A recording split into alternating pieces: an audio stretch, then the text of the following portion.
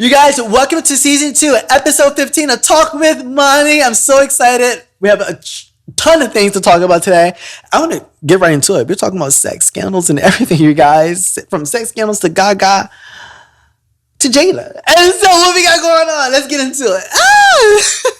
For those of you who haven't, please go subscribe to SONIQ RVA's YouTube and Spotify. And if you're broke, then it's only $3 on Patreon for the full episodes. You do not want to miss these episodes, you guys.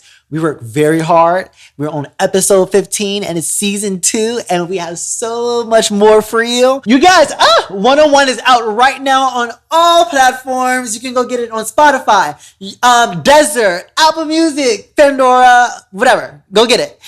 And it means so much to me because, like, y'all, it's literally for those girls, gays, and straights who are just confident within themselves. If you're confident within yourselves, you're pursuing your dreams, and you're just accumulating haters on the way, but let them know how you like yours one-on-one. Fuck it, you know? And I think my girl Jasmine, my sister, you know?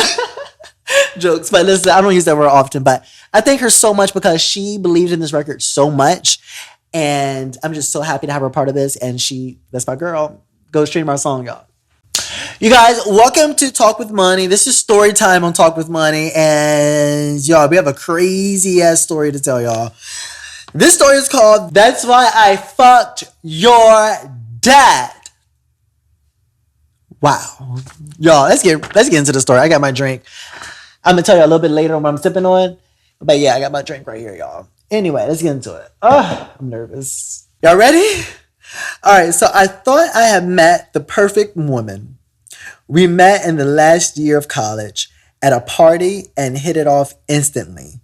She was beautiful, like she could have been a model. She was kind, compassionate, sympathetic, a good listener, and had an active life with many friends. Okay. I'm no slouch in the looks department. Either 6'2", 215 pounds, and I like the gym. I wasn't a super athlete, but let's just say I was built. But I'm very shy, and I didn't have a lot of prior relationships before I met her. A big reason for that, I found out later, is that I'm bisexual. What a gag. Look at that. And it's like a very long time for me to come to grips with my sexuality myself, much less with other people. That doesn't really matter in this story, at least not until later. Okay, from the first time we met, we were smitten. First night, we talked all night. Then it went to texting, phone calls daily, then dates weekly. Then after a year, when I started working my new job and moved in, I loved her family, and her family loved me. Mostly her father, as her mother was, standoffish. No, they get. As she was to everyone, he says, you know, it wasn't just him. It was a whirlwind romance, he wants to call it. After 2.5 blissful years of overseas vacations, hiking trips, and luxury vacations, I proposed to her. She said yes. She was doing all the planning for the wedding. Y'all, this is getting real juicy. She was doing all the planning for the wedding because she's prepared to work. We were talking about our future together, buying a house, children and family trips that we're going to take together, and all such things like that. Then it happened. One evening after we both get home to our apartment, she's a little distant.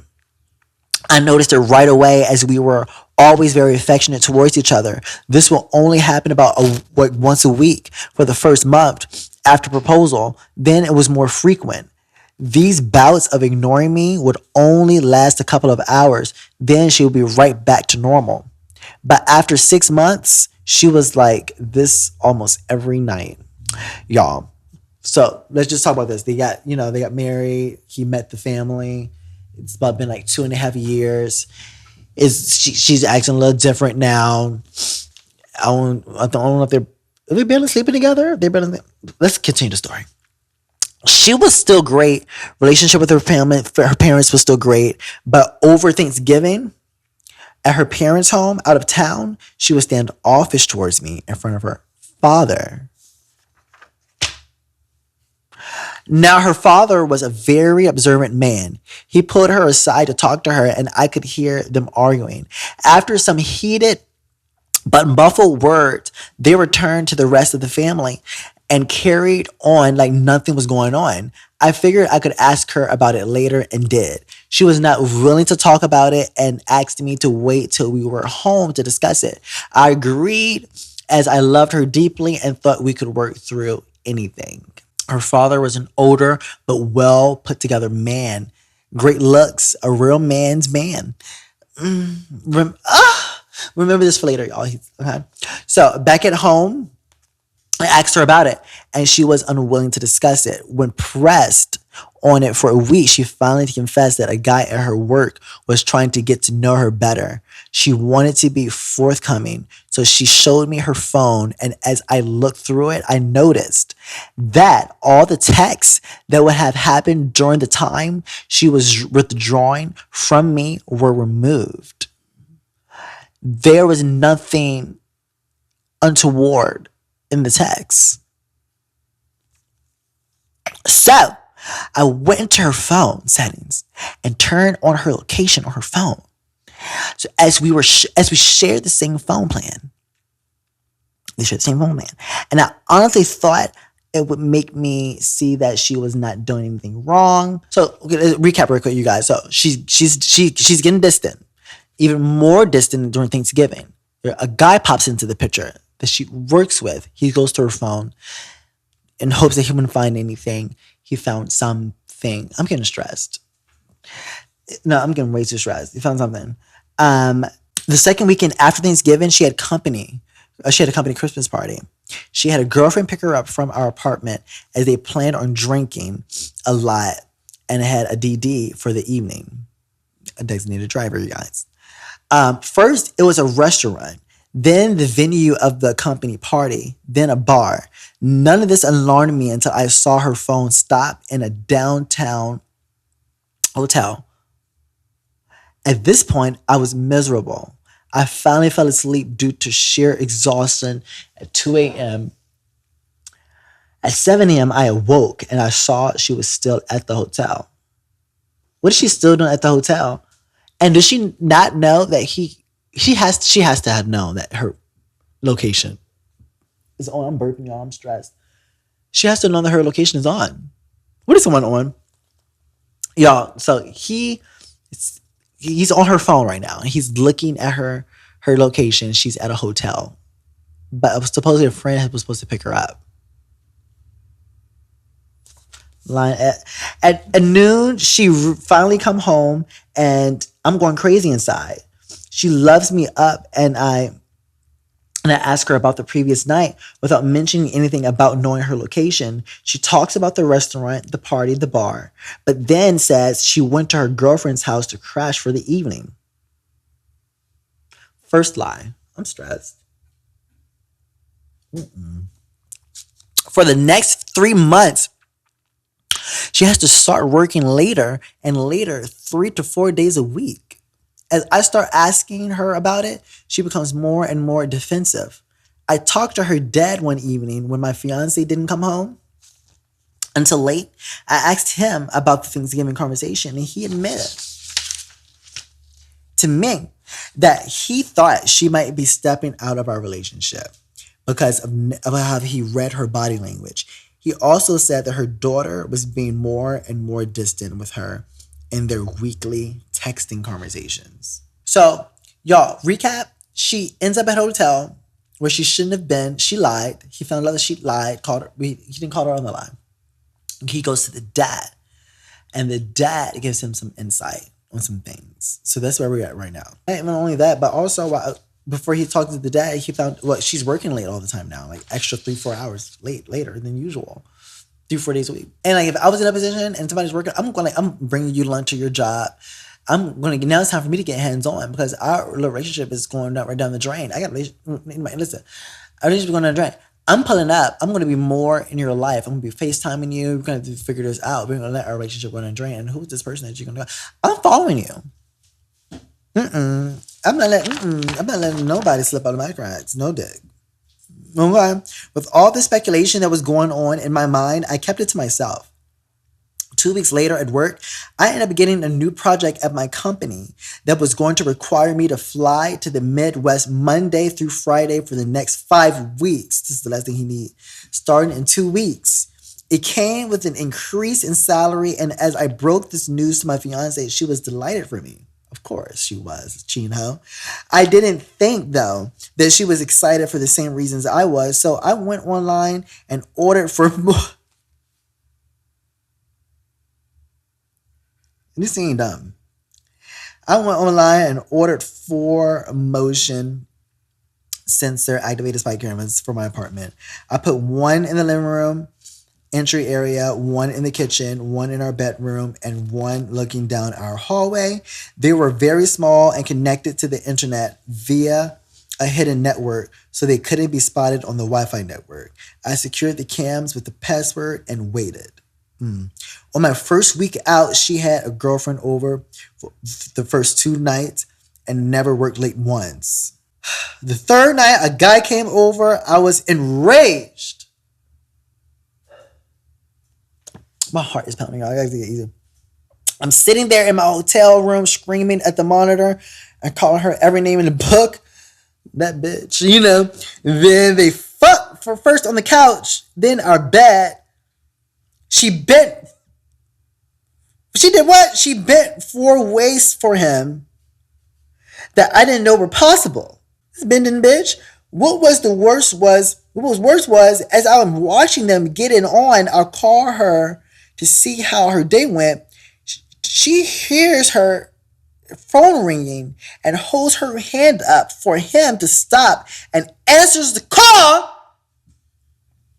I asked why she is breathing heavy, and she said she was at the gym working out.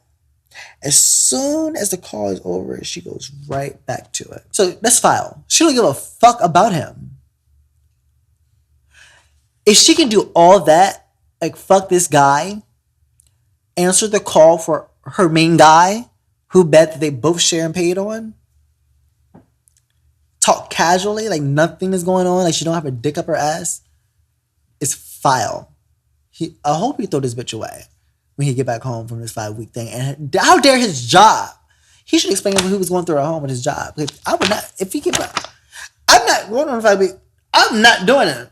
I'm not leaving for 5 weeks and I got a unloyal bitch in my house. If I'm in that same situation and I see that's happening and I'm like, and all this is going on, you're playing in my face. I'm leaving my job. I got to. I will lie and make up a great lie to not work and meet you at that house, and I'm whooping everybody's ass. How you lie straight face like that with a dick up your ass? Like, don't piss me off. You know what I'm saying? Don't piss me off. When I got home Friday evening, I ignored her and went right to bed. I was so upset that I didn't even realize that I biked over 50 miles from our apartment. Getting back absolutely exhausted, I showered. Then she and I went out that evening and had fun with our friends and had a lot to drink. Is it breakup sex when the one you're going to break up with is oblivious? That's fucked up too. Because it's like, this is all too much.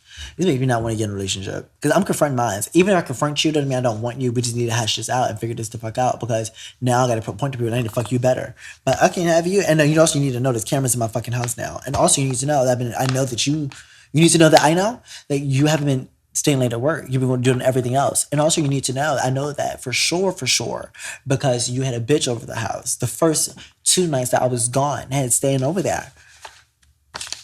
And you weren't working your 3 to 4 hours later. You know what I'm saying? You're actually at home at your normal times that you normally get off before you made up that lie. Okay, and when I got home, sorry y'all. I was bursting inside, heartbreak, anger, rage, feelings of betrayal, all sprawled all around in my heart and mind. She who used to be so attentive was oblivious to all this. It hurt so much because I loved her so much. I finally confided in one of our mutual friends, and he told me that they all knew about it for months. I was finally told. They all felt sorry for me. But no, one again said a damn thing to me, which is why they stopped inviting us out with them. I hadn't noticed it before, but I could look back and see that about 3 months prior, they gradually invited us, that's me, less and less. So I figured I would try and win her back. The next weekend, I planned the entire weekend as a complete weekend of spoiling her in every way. Wined and dined, pampering, massages, rubs, and talking to her about future plans and about how much I loved her. I knew I was starting to break through when, after her fourth glass of wine, she started to cry, and I can tell the guilt was coming up to her to the surface. I asked her what was wrong, but she would choke up every time she tried to speak. I then told her that if she did something in her past or was having some kind of conflict in her mind, that she needed to speak about it. That I was more than willing to talk with her about it. And if forgiveness was needed, then I was more than willing to forgive and move on. The only words that came out of her mouth was how much she loved me. It actually hurt to hear that from her, as now I had 4 separate videos of her and the other guy in our apartment getting it on. Over the next 8 weeks of traveling to the Midwest, the trips lasted for what would be 10 weeks. I recorded over 41 hours of her having sex with what I found out was her coworker. I'm mortified. Was her coworker. She never worked late once while I was gone. I tried every weekend to be extra attentive, and each week she got more and more distant. After watching, and this is after, by the way, you guys, the whole dinner, letting her being a patient guy. I tried every week to be extra attentive, and each week she got more and more distant. After watching this for 8 weeks, I was done. So I devised a 12-step getaway plan. And when a guy come up with a plan to get away, you're fucked. And women don't know this. Like when a guy make up their mind that they're all done, they're going to get away, we're all done, gay or not. That's just what that is. You know what I'm saying? Women, y'all the ones that are back and forth and fickle. Okay? For a guy, it has to make sense. And you got to stop playing with their heart and their masculinity and their intelligence. I'm so stressed and emotional. I keep saying that, but I'm stressed and emotional. One, here's this 12-step plan. 1, gather evidence. 2, get her out of the way in order to execute my plan. I scheduled a 2-week exclusive getaway trip for us at an all-inclusive resort, Barbados. She was ecstatic. Then a week before the trip, I claimed I had to back out and told her to take a friend. I knew it was over when she showed no disappointment that I couldn't go. She asked the guy she was fucking to go with her. The audacity of this bitch. I'm happy I'm gay. But also some of the gays be larceny. Worse. Okay?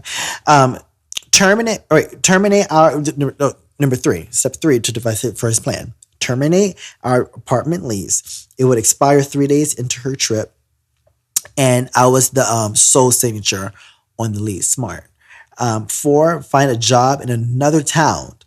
The company I had been assisting in the Midwest had offered me a job with a slight increase in salary. Okay? So then the 5, find a new place to live. I got an apartment in the above set location.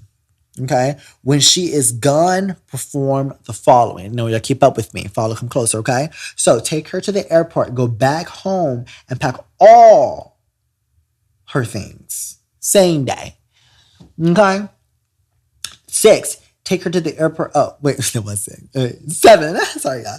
Get a new phone, new number, email, all that. Cancel all social media. All this to get away from one bitch. 8, separate us completely in regard to finances. Oof. He backing her into a wall. Y'all know y'all women are. When y'all get back into the wall for finances, then it start hitting y'all. 9, have the movers pack all my things up and ship it. He pulling to Shakira.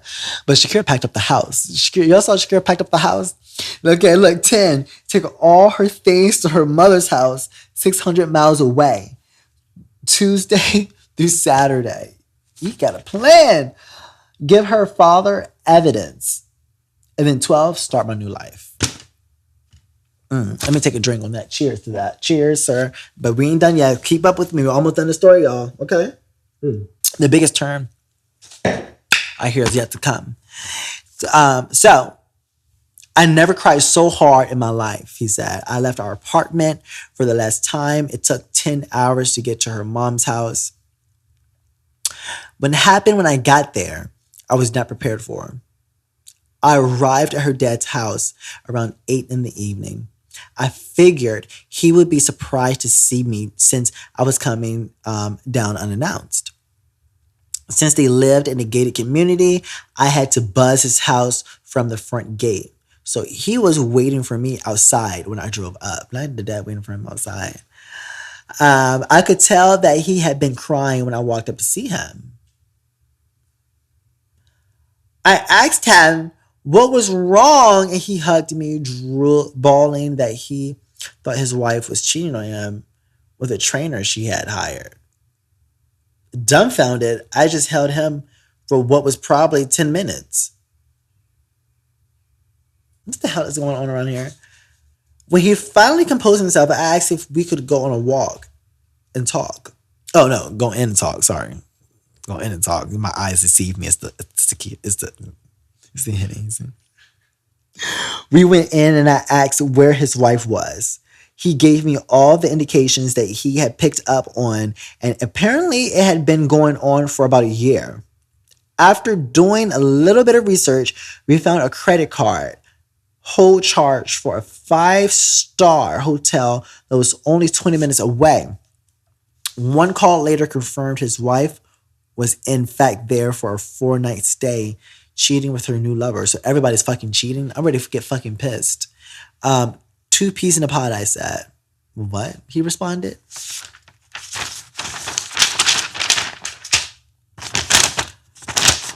Two peas in a pod, I said again. Your wife is cheating on you and your daughter is cheating on me. That's why I came here to drop her stuff off and move. So I guess he's not holding him anymore. I guess the 10 minutes is up. I showed him the evidence after looking at the first 3 or 4 pages. He looked at me dumbfounded. So everybody dumbfounded.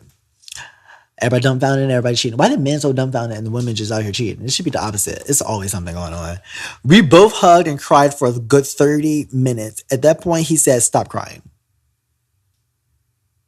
I'm going to cry because you... Anyway, he grabbed 2 wine glasses. Ooh. He grabbed 2 wine glasses and a bottle of Moscato and walked out to that private pool deck. He looked at me and said, well, tonight there is nothing we can do about it except for you and I to knock out these 3 bottles of Moscato. 3 bottles. And fuck in every room of the house. My daughters told me you're bi, so am I. Come on. Yo, what is going on around? What the fuck is going on? I'm just so worn out with all this. That the dad is bi, the boy is bi, and then they would fuck each other. So they can't be mad at the wives after this. After this is even trade. Don't you agree? Y'all think this is even? Everybody getting even? Isn't, but I don't know. This is too messy. I don't know. It's just equally as messy on all parts. Because the fuck your wife's dad, they better have a fat ass. If your dad have a fat ass, then hell. That's too much. Because I'm loyal. Loyalty is important to me. So I don't know. Okay, so now I won't go into much detail, but the night I might be a little... But that night and for the next 3 days, we touched every piece of furniture we possibly could in that house. I think we probably invented positions during that time. I don't know if I say ill or like, ooh, like, I don't know what the fuck to say. Okay. After those days were over, we passionately said goodbye and I drove to my new destination. He kept me informed as to everything that happened when now ex-fiance got back. The day fiance got back was epic. I canceled my phone the morning of the day she got back. So when the plane landed and she called for a ride, it indicated that the phone was disconnected. She apparently had her lover take her home. He dropped her off and left. When she came to the door, a strange couple new tenants answered the door and she freaked out. I can't tell you how many times she tried to call me, but because again the number was no longer valid, she went to her girlfriends to stay for a time as co-workers was already married. When she called her dad in a panic, her dad told her that I had come down and dropped off all her things and mentioned that all her stuff was down there as well. Her dad didn't tell her that he had fucked me more 3 days than my fiance had and I in the last 6 months. Wow. But he did tell her that he knew that she was cheating on me, and I said I had found a new job, place to stay, and a new career far away from her and all the friends that we had, and that he was separating from her mother due to the same infidelity. Apparently, she cried so hard that she had a nervous breakdown and had to go on a leave from work. Why is she acting so docile and confused? She eventually got fired, apparently, as her boss found out, and she had a morality clause in her contract that he decided was grounds for termination. But alas, she found comfort in her arms and of her married lover. He had her dad never let her know where I was at. I completely cut off that part of my life. The only link I had to that old life was my fiance's dad, and he has kept our secret to this day. Listen, this story was too messy for me, and I don't have time for that. I have to go listen to Mariah Carey and ponder on all of that, on all of this. This is too much. This is too much. I would snap, and this stuff like this will make me not want to get in a relationship. I would snap. And I'm not going to say that right here, but don't ever play with me. Everybody I talk to, I look at them. I let them know I don't have time. And I'm letting you know that today, I'm looking down in your eyes section. I don't have time. So don't play any games. I will shut it all down quick. And whatever that means for you is what that means for you.